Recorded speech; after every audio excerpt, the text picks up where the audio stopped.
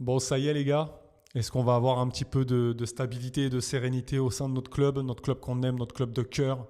C'est tout ce qu'on souhaite et c'est ce qu'on souhaite également à BitBay. On te souhaite la bienvenue. Comme vous pouvez le constater, c'est officiel. Il s'est engagé avec l'OM pour une durée, pour le moment, d'1 an et demi, c'est-à-dire jusqu'à juin 2027. Est-ce que c'est une bonne idée? Moi, je serais plus parti sur le principe de lui faire les mois restants pour ensuite, pourquoi pas, si les résultats sont bons, le faire évoluer sur un contrat un peu plus long, d'1 an, 1 an renouvelable, pourquoi pas.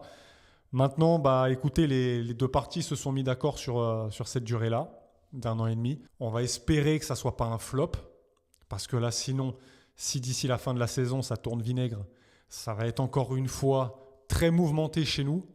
On va espérer que non. Rappelons un petit peu le contexte. C'est vrai qu'à Marseille, c'est compliqué. L'ambiance, la ferveur, la passion des supporters pour le club.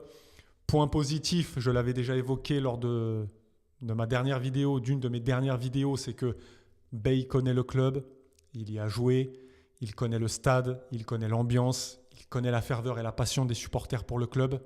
Il sait où il met les pieds. Cela ne veut bien évidemment pas dire qu'il va réussir à 100%. Néanmoins, lui, il sait où il met les pieds. Ça ne sera pas un inconnu au bataillon. Voilà les gars.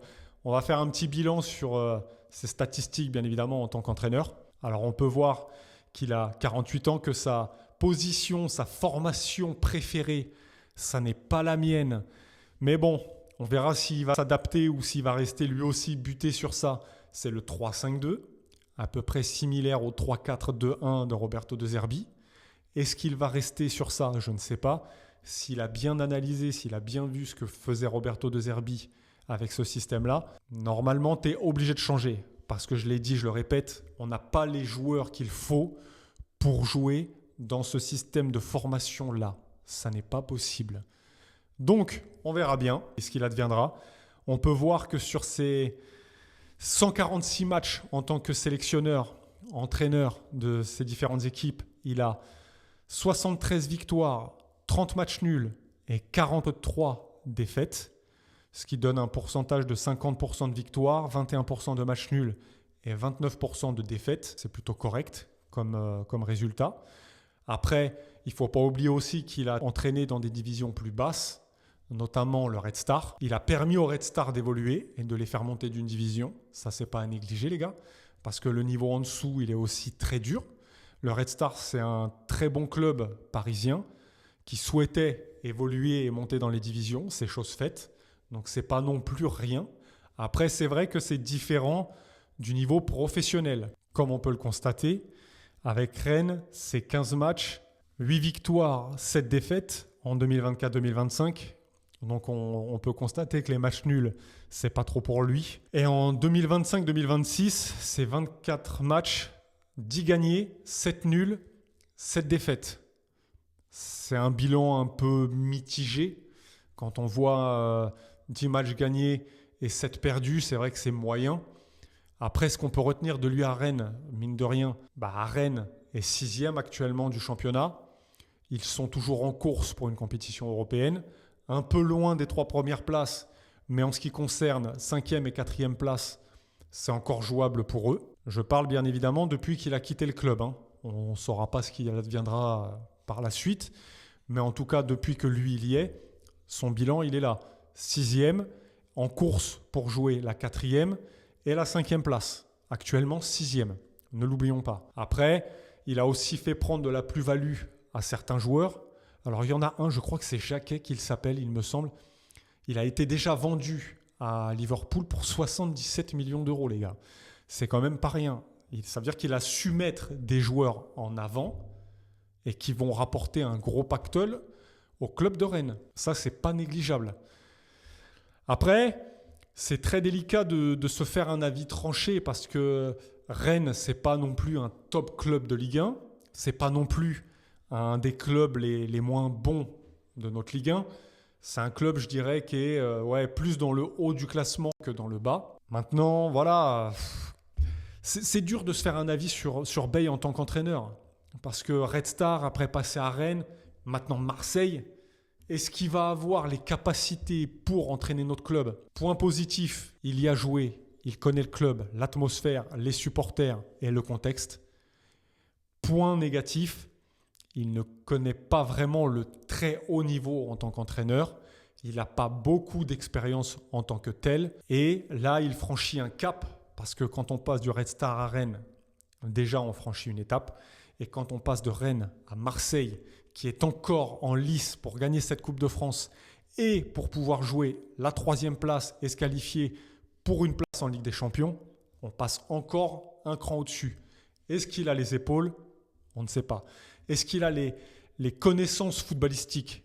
Oui. Est-ce que c'est un orateur au sein d'un vestiaire? Je pense que oui. On l'a vu même en tant que consultant. C'est quelqu'un qui connaît le football. Est-ce qu'il a les épaules, encore une fois, pour entraîner l'OM? Seul l'avenir nous le dira, les amis. C'est tout ce que je peux dire. Ne nous avançons pas, ne tirons pas de conclusions trop hâtives. Soyons derrière lui, soutenons-le, faisons ce qu'il y a à faire et avançons ensemble. C'est tout ce que j'ai à dire. Après, petite mauvaise nouvelle, je pense, ça on le sent tous arriver et ça devrait arriver d'ici peu. Comme vous pouvez le voir à l'écran, on change de registre. Pablo Longoria vers un départ définitif de l'OM. On ne va pas se mentir, on le sentait tous arriver. Il passe d'un rôle de président relayé totalement à un rôle auprès des instances de la LFP, etc.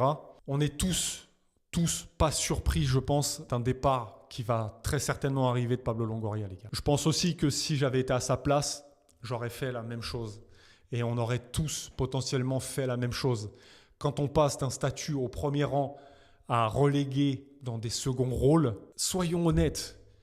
Généralement, qu'est-ce que tu fais? Toi, tu es dans une entreprise, tu es chef d'atelier, par exemple, si tu travailles dans le bâtiment ou dans la mécanique ou ce que vous voulez, tu es chef et on te relègue à simple ouvrier, qu'est-ce que tu fais?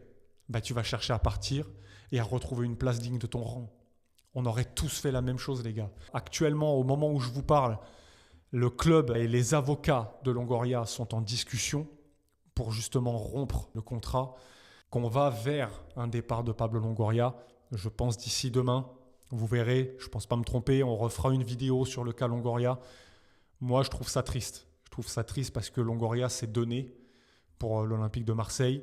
Il a quand même réussi à attirer certains joueurs. Il a réussi à ramener l'OM en Ligue des Champions. Il a réussi aussi à remettre un peu l'OM sur les bons rails financièrement. On ne peut pas nier non plus le fait qu'il se soit donné et qu'il ait mouillé lui aussi le maillot pour notre club. Donc, c'est encore une fois le bémol. Après son départ, qui prendra la place au niveau de la présidence de l'OM? On ne sait pas. On verra, ça bougera encore.